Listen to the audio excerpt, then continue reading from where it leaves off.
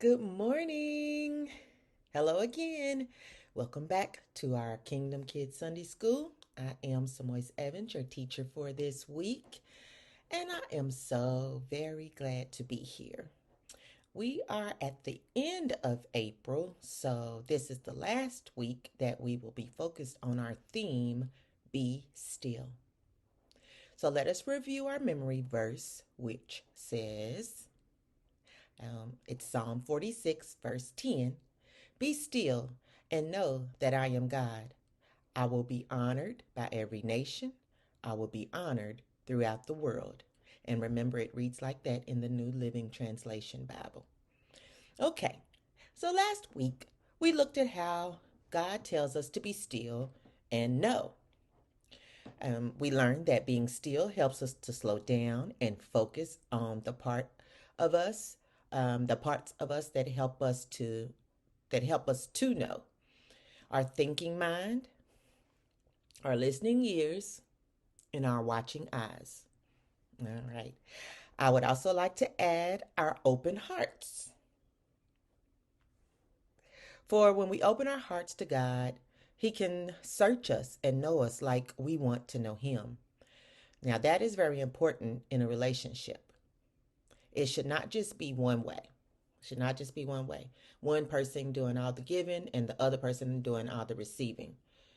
We can learn to give to God all that we have as a way to show that we love and honor Him. And that brings us to our lesson for this week.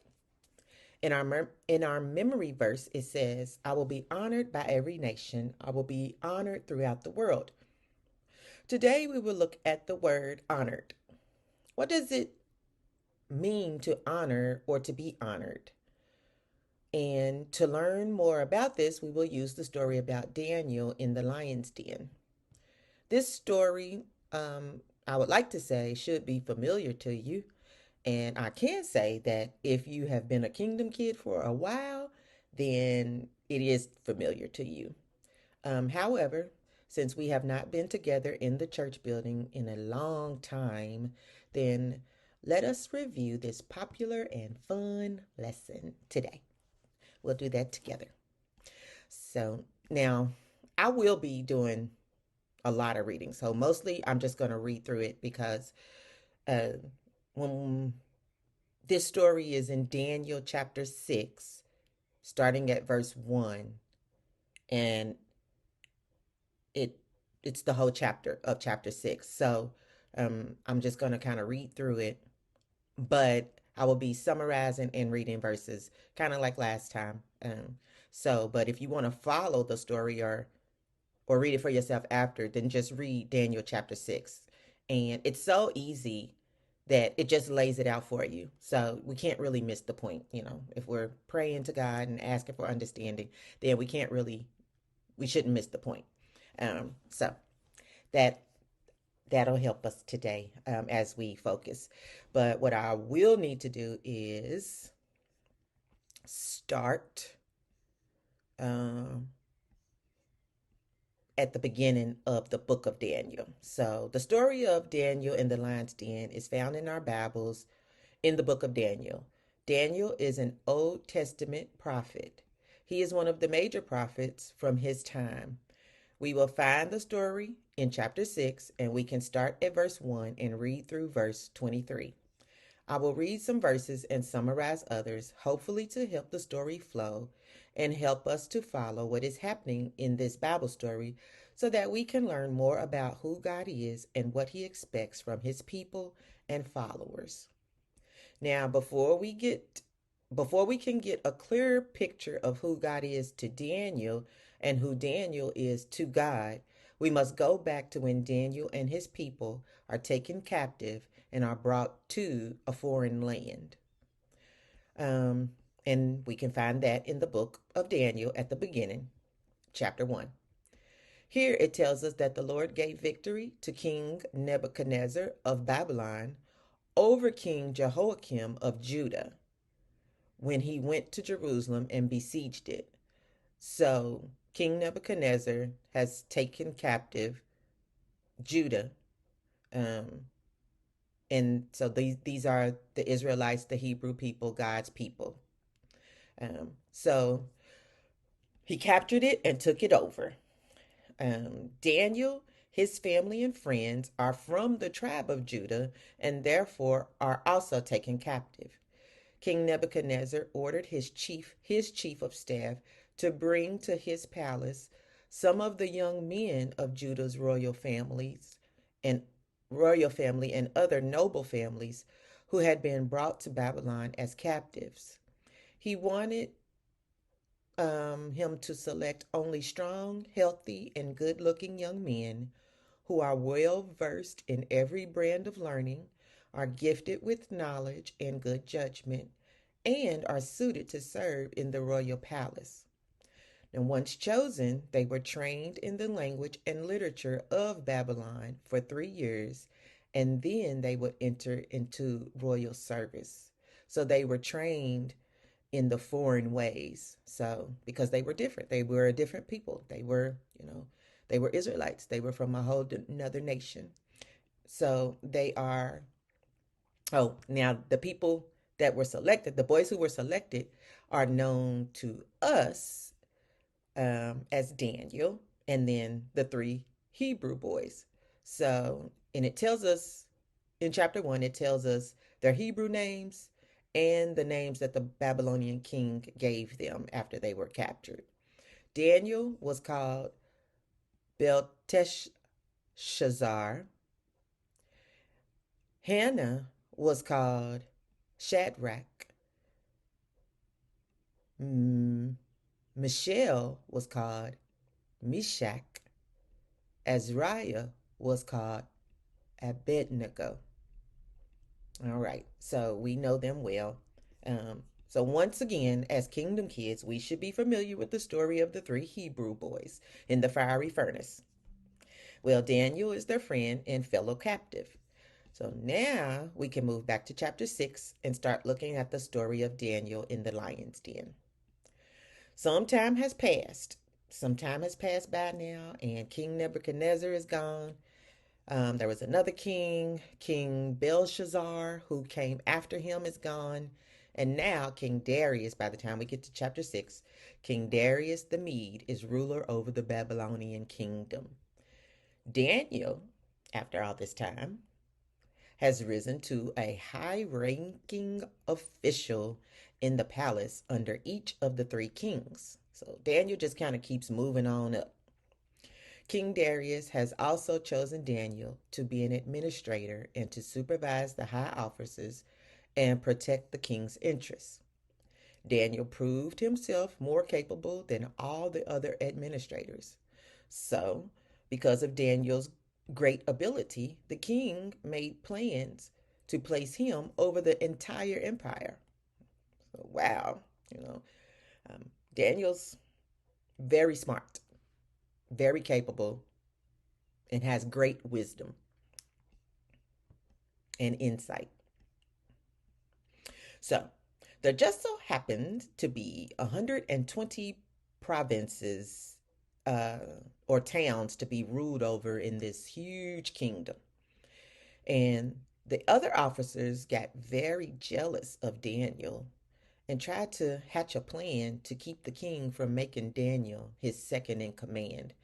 So the king saw how capable Daniel was, so he wanted him to be right under him to make any decision. The king was trusting Daniel to do the right thing because he was just that good. He was just that smart. He was just that wise. He was just that capable. So the king was going to make him second in command. Well, all these other officials were jealous. They didn't want that to happen. They didn't want this foreigner, this captive foreigner, ruling over them. So they hatched a plan. They knew that Daniel was so smart and wise that they would never be able to outthink him. So they needed a plan that would use his faith against him. They went to the king and said, "Long live King Darius. So King, we all think that you are the only one who should have the power, and we all think that everybody should have to honor and worship you and only you. And we think you should make it a law that says anyone who bows, prays, worships, or honors any other human or divine other than you should have to be thrown in the lion's den. So, King, we think you should sign this law and enforce it for the next 30 days. Well, of course, the king, being a king, you know, I mean, he could be thinking, yeah, of course, okay, yeah. Of course, I want all my subjects to be loyal to me. Like, that makes sense, I want everybody to do what I say and worship me, honor me, and, yeah, be loyal to me and my kingdom. So he signs the law. But when Daniel learned that the law had been signed, he went home and knelt down as usual in his upstairs room with its windows open toward Jerusalem. He prayed 3 times a day, just as he had always done, giving thanks to his God. So, the part I have highlighted is and knelt down as usual. So, Daniel did not stop putting God first. He did not stop honoring God. He continued to honor God, praying to him 3 times a day as he had always done. He knew that the king had just signed a law that said no one can pray to any other one, no person, no human person, no divine person, nobody but the king. So he knew that the king signed that law. But Daniel still prayed 3 times a day, just as he had always done, giving thanks to his God. So those officials that got the king to sign that law in the first place, those officials went to Daniel's house and found him praying and asking for God's help. Um, so they went straight to the king and reminded him about his law and asked, didn't the law say that anyone for the next 30 days who was found praying to any human or divine except you will be thrown in the lion's den? To the king, he says, yes. Yeah. Yep. That's it. And the law stands and it cannot be revoked, which means it cannot be undone, says the king. So then they told the king, well, that man Daniel, one of the captives from Judah, he's ignoring you and your law. He still prays to his God 3 times a day. Well, hearing this, the king was deeply troubled. And so naturally, I believe most people would think that the king is troubled because Daniel seems to have ignored his law. But the story tells us that he tried to think of a way to save Daniel. And he spent the rest of the day looking for a way to get Daniel out of this predicament. So now remember, the king is not a part of Israel. He is from another nation. Remember that. He's from a different nation. Um, so according to the law of the Medes and the Persians, that's who Darius is. That's who King Darius is. Um, no law that the king signs can be changed. So at last he had to give the order to have Daniel be arrested and thrown into the den of lions. The king said to Daniel, may your God, whom you serve so faithfully, rescue you. Now, I think that it is good and safe for us to stop right here for now because this is kind of easy to miss. The king of a foreign nation who does not serve the God of the Israelites is saying to Daniel, may your God save you, which basically means that he's praying for Daniel. He's praying for Daniel to Daniel's God. And another way to look at it is he's breaking his own rule. He's breaking his own rule. Um, so I just want us to remember that we're trying to focus on the word honored and see how this story points out the truth of God's word, where God says, I will be honored by every nation, I will be honored throughout the world. Okay? So, okay. So now it's done. Daniel's been arrested and thrown into the den. A stone has been rolled a front of the in front of the den to seal it up, and then the king's seal is placed on the stone, so no one will try to rescue Daniel without understanding the consequences. So, like if you tried to, I guess if somebody tried to break another person out of jail, then if they get caught or whatever, then they'll suffer the consequences, like they'll go to jail too. So nobody can just like come and say, here Daniel maybe in there screaming for screaming for his life, and then they want to come and roll the stone away and help him or rescue him. Like none of that can happen. The king said, I put Daniel in there, he's staying. Okay? So it's done. So then the king returned to his place and spent the night fasting. So he's not even eating. Remember, he's troubled by all of this because he knows that's his law. The law cannot be undone. And he wanted Daniel to be his second in command. So he's tripping. That's what's happening. So he can't eat. He refused to be entertained. He couldn't even sleep at all that night. So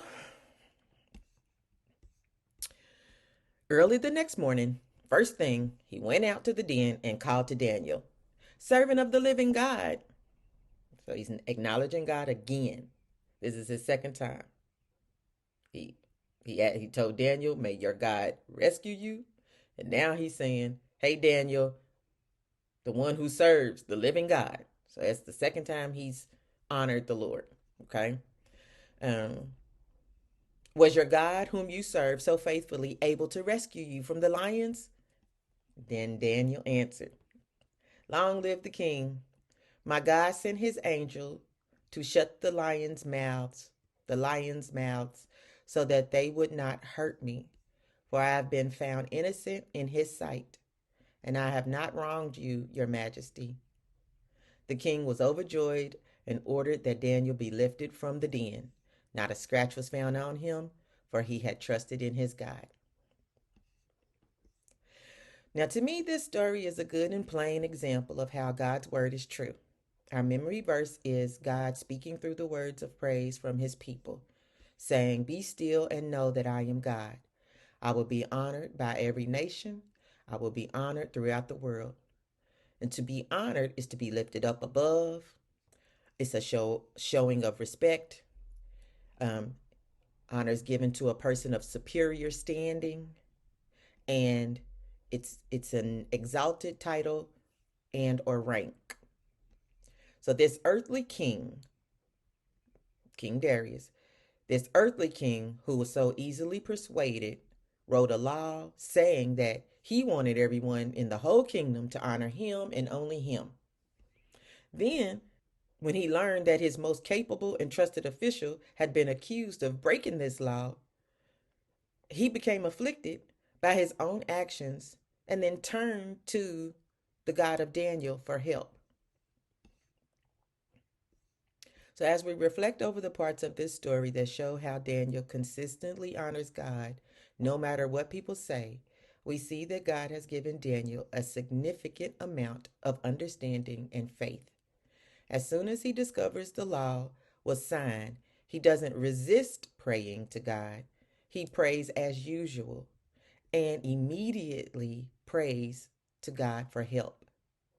So he asked God for help. He knew he was not going to forsake the Lord, so he trusted the Lord to not forsake him. So he wanted to honor God no matter what else was going on and no matter what else people say. He wanted to honor God first, as he normally does and normally would.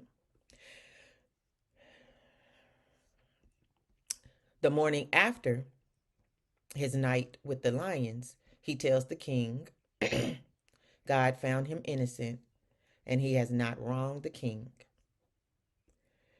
He was untouched by the lions, and not a scratch was found on him because he had trusted in his God. So, the actions of Daniel, even in the face of death, a very hard circumstance, a frightening situation. The king wanted to find his own loophole in his own law to help Daniel, but that's not what happened. God himself orchestrated things so that he would be honored, so that everyone would be able to see his power work. And that is what happened.